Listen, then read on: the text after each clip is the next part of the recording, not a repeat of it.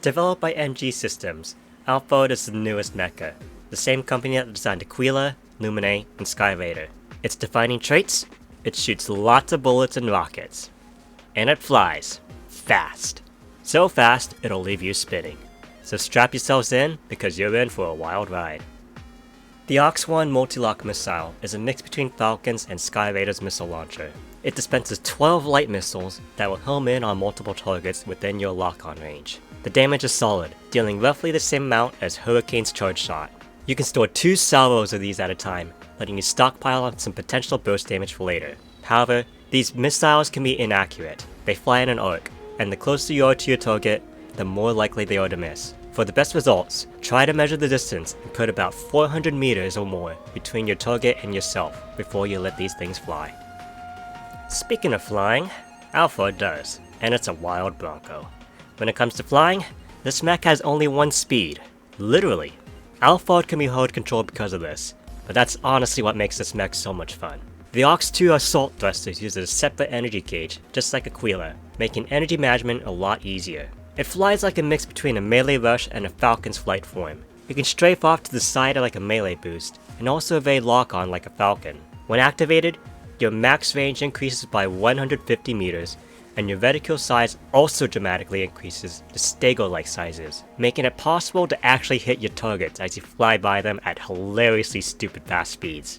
However, I don't recommend using your Ox-1 missile launchers normally while flying, as they're extremely likely to miss while doing so. The Ox-3 Electro Trail is a very unusual weapon.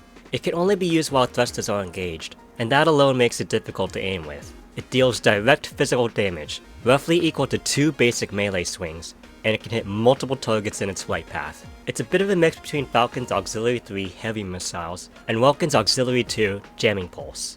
It staggers targets, disables lock-on, and shuts down utility drones. So Lumine and Panaka heals, and Hurricane and Vulcan barriers will be disabled when this missile hits its target. Just like the Auxiliary 1 multi-lock missiles, the Electro Trail likes to fly in a curve, so it's best to launch it from as far away as possible, with that distance being about 600 meters, so aim for that. As emphasized earlier, Alphard only has 2 speeds, stop and go. As a result, the Ox-1 and Ox-3 missiles are hard to aim with while flying, but you can technically slow down your rush by side shuffling to the left and right. Just like the melee boost, side shuffling doesn't cost energy, and the distance that would have been covered going forward is now redirected off to the sides, giving you extra space and time to line up your missiles for the perfect shot.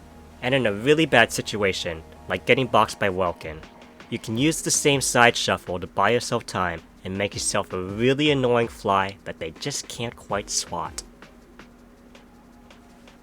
Alphard's primary weapons are the autocannons and rocket pods, similar to Falcon and Stego. Their range is roughly 450 meters and are straightforward to use, capable of pumping out solid DPS, comparable to Stego and Aquila. The rocket pods can be fired at faster speeds when used together with the assault thrusters, but obtains no further benefits than that, similar to Tricera and Stego's increase in attack speed.